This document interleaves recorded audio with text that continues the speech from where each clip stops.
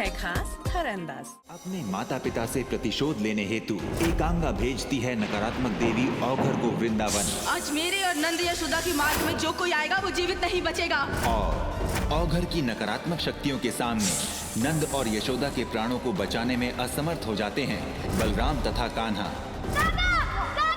बाबा, आगे बोले बाबा। कान्हा, यह आसुरी विष है। इस विष की कोई औषधि नहीं है। राधा तथा बलराम के प्रश्नों का उत्तर दे कान्हा उन्हें बताते हैं बहन एकांगा का सत्य। एकांगा हमारी बहन है। और अपने माता पिता के प्राणों की रक्षा हेतु कान्हा देते हैं अपनी बहन एकांगा को चुनौती। अब तुम मेरे मैया बाबा को दिन का भर खरोच भी नहीं लगा पाओगी। ये तुम्हें मेरी चुनौती है। गोपी, तुम्हें गजलक्ष्मी का रूप धारण करना ही होगा यदि तुम्हें शक्ति का विनाश करना है तो। तुम्हें जितना समझाना था समझा लिया, किंतु आज तुम्हारा अंत निकट है। अंत मेरा नहीं तुम्हारे इस रूप का होगा। अपने दिव्य रूप को जानने के पश्चात राधा एकांगा की नकारात्मक शक्ति औघर का नाश करने हेतु धारण करती हैं गजलक्ष्मी का दिव्य। तुमने हमसे सत्य छुपाए, इसलिए हम जा रहे हैं सबको ये बताने कि हम देवी लक्ष्मी हैं। राधा कान्हा से रुष्ट हो जाती हैं और अपने ईश्वर स्वरूप का भेद करती हैं सबके समक्ष उजागर। हम ये कहना चाह रहे हैं, अब हम राधा नहीं अपितु देवी लक्ष्मी हैं। सभी लोग आज से हमारी पूजा करेंगे। गोपी, ये तुमने क्या अनर्थ किया? अपने ईश्वरीय स्वरूप का भेद उजागर करने पश्चात राधा बनती है परिहास का पात्र। हम तुम्हारी भावनाओं को समझते हैं। तो देव ने दीपावली के दिन तुम्हें लक्ष्मी माता बना दिया था, इसलिए तुम स्वयं को लक्ष्मी माता समझने लगी हो। जिससे अत्यंत दुखी हो राधा रूठकर चली जाती हैं। अरे गोपी! और मिल जाती है नकारात्मक शक्तियों को वृंदावन में प्रवेश करने की अनुमति। कान्हा की नटखटता से रुष्ट हो राधा ब्रिजमंडल छोड़कर चली जाती हैं, जिसका लाभ उठा अलक्ष्मी, अनास्था और अशुचिता वृंदावन वासियों को भ्रमित कर उनकी आस्था और भक्ति के साथ करती हैं छल। नंदरानी, वृंदावन का सारा अनाज राख हो गया। गैयों का जितना दूध मक्खन निकाला था सब काला हो गया। अब कैसे करेंगे कान्हा लक्ष्मी अवतार के बिना इनकी विपरीत शक्तियों का। एकांगा के समक्ष प्रस्तुत उसके जन्मदाता जो स्वीकार करते हैं एकांगा को अपनी पुत्री के रूप में। आज तुम्हें पुत्री के रूप में स्वीकार करके हमारा जीवन धन्य हो जाएगा। आओ पुत्री, अपने माता पिता के गले लग जाओ।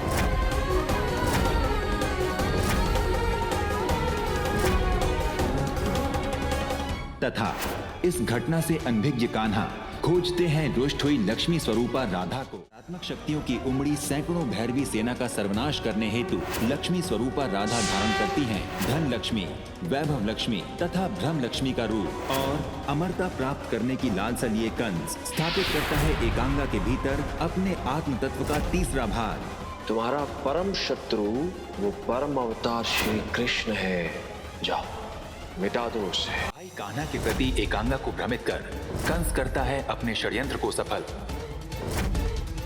हे ईश्वर, हमारे कान्हा की रक्षा करना। वो एकांगा उसके साथ कुछ भी कर सकती। तुम्हारे कारण मेरे साथ अन्याय हुआ। तुम्हारे कारण मैं माता की गर्भ निष्कासित कर दी गई। मैं तुम्हें जीवित नहीं छोड़ूंगी।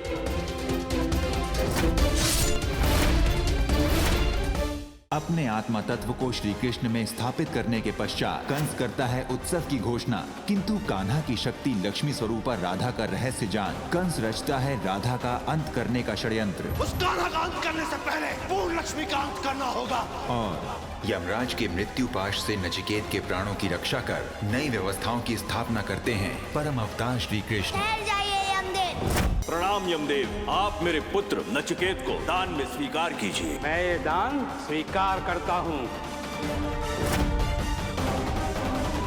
ठहर जाइए यमदेव,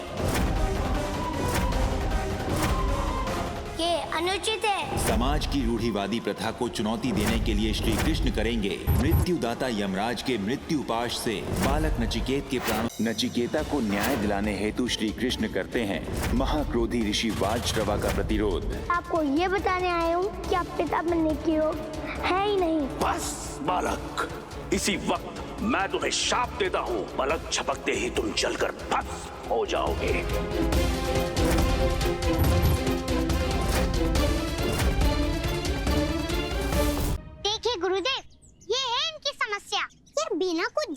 समझे ही अपने निर्णय पर भी पहुंच जाते हैं। मुझे तो ये समझ में नहीं आ रहा है कि तुम सब मेरे बारे में इतना सब कुछ कैसे जानते हो, जबकि मैं तो तुम्हें प्रथम बार मिल रहा हूँ। ऋषिवर, क्योंकि हम आपके पुत्र से मिल चुके हैं और आपको यहाँ दंड देने आए हैं। गुरुदेव, जो ऋषि अपने पुत्र को क्रोधवश मृत्यु का श्राप दे दे वो पापी है, अधर्मी है। उसे तो कठोर से कठोर दंड मिलना चाहिए। कान्हा, राधा, तुम दोनों सत्य कह रहे हो।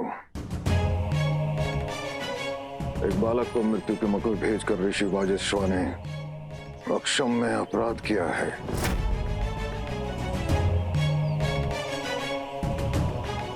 और इसीलिए ऋषिवर, आपको इस आश्रम में रहने का कोई अधिकार नहीं है। मेरे लिए इतनी घृणा, इतना द्वेष, ये तो सब मेरे कर्मों का फल है। मैंने जो किया वही आज पा रहा हूं, किंतु दुख तो यही है कि अब बहुत देर हो चुकी है। यमदेव, ऋषि को अपने किए हुए पाप का भान हो चुका है। अब समय आ गया है।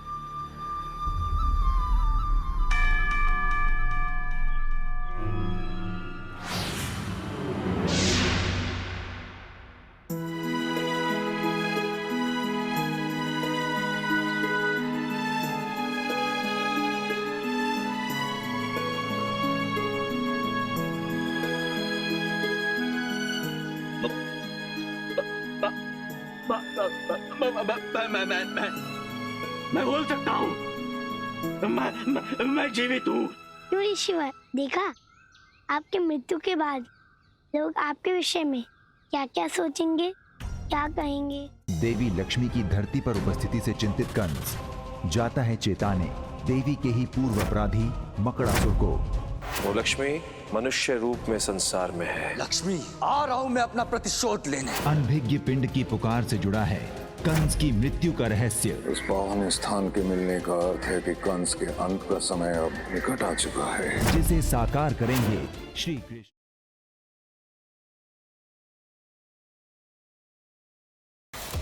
मिस्टर वासु ने पूरे स्टाफ के सामने आज से कुछ साल पहले मुझे डांटा था, मुझे बेइज्जत किया था। इसलिए मैंने और मेहनत की, इनका विश्वास जीता और एक एक करके इनके घर के हर एक पेपर के ऊपर इनके साइन लेता गया। सेल डॉक्यूमेंट्स रेडी करवाए, रजिस्ट्रेशन करवाई और आज ये घर मेरा है। इसकी जरूरत पड़ेगी आपको।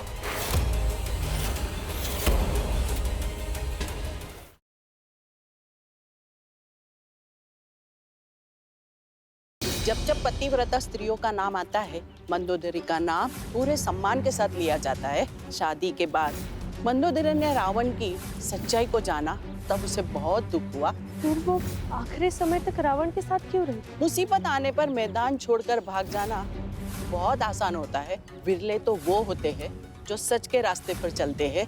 आज मुझे मेरा रास्ता मिल गया है कान्हा जी। मुझे पता चल गया मेरी शादी एक रावण के साथ हुई है। आज मैंने भी रावण की मंदोदरी बनने का फैसला कर लिया।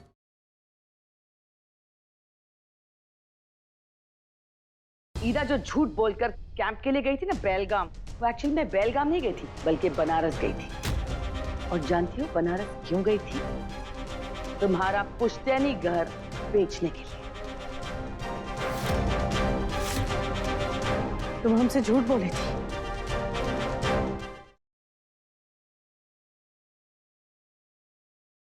आपने मेरे से शादी की है ना, तो बीवी नंबर 1 मैं हुई ना। मैंने आज तक सिद्धि को कभी ऐसा बर्ताव करते हुए नहीं देखा। पता नहीं क्यों कर रही हो ये सब। लगता है मेरे ही बारे में बात कर रहे थे। सामान अंदर लेकर जाओ। तू इस कमरे में नहीं रह सकती बस। छोटी, और जब मैं अपना पति बांट सकती हूँ तो तुम्हें कमरा नहीं बांट सकती। बीवी नंबर 1 मैं, इसलिए इस कमरे पर सबसे पहला हक मेरा। दादाजी आइए।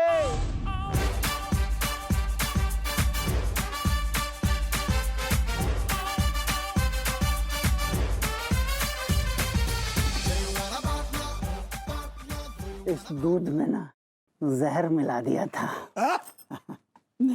अब हम दोनों को इन शरीरों से मुक्ति मिल जाएगी और हमारी जो आत्माएं हैं वो उसके बाद छुआ छुई का खेल खेलेंगी।